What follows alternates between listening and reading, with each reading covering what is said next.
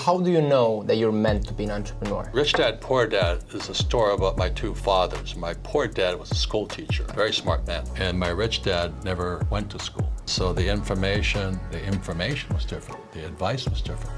When you wonder why so many people struggle financially, is they haven't challenged the hypnosis, the words. I wouldn't go to school because you learn nothing about money in school. I wouldn't get a job because if I have a job, I'm an employee, and then I'd pay taxes, and I don't pay taxes, and I don't save money, and I use debt to get rich, and I don't invest in the stock market. That's why I'm rich.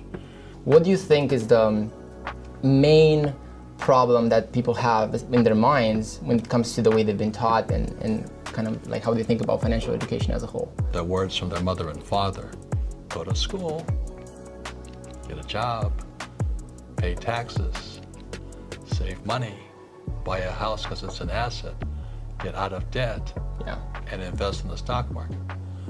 That creates poor people. It's a hypnosis train going through your brain. They say invest in the stock market for your pension.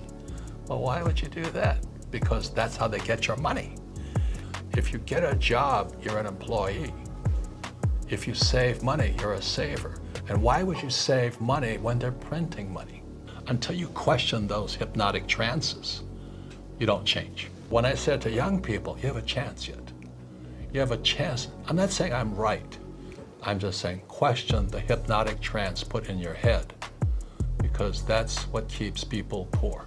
When I say that to adults, they get angry at me. So, well, that's what I've done. I said, well, that's why you're poor. When you accept a paycheck, your brain is dead, or you stop thinking. And I think that's very powerful to people. So what do you think about that? For me, it was right for me to become an entrepreneur because I was really interested in learning about money and business and economics and all this. But most employees aren't. Most people should be employees. Okay. Because most people, it's easier to be an employee. And a bigger challenge would be to be an entrepreneur, because I'd have to learn new things. I'd have to learn 10 times more than ever. So for most people who are employees, they should get a job, work hard, save money, pay your taxes. But entrepreneurs don't pay taxes. We don't save money. We use debt as money. And everything's different. And I don't invest in the stock market. But I had to pay the price, which was get my own education, not the stuff they teach you in school. Why would you listen to a poor person? Why would you listen to a poor person about money? You have to know assets and liabilities. You must understand taxes. The rich don't pay taxes. You see, the more debt I use, the less tax I pay. It's counterintuitive.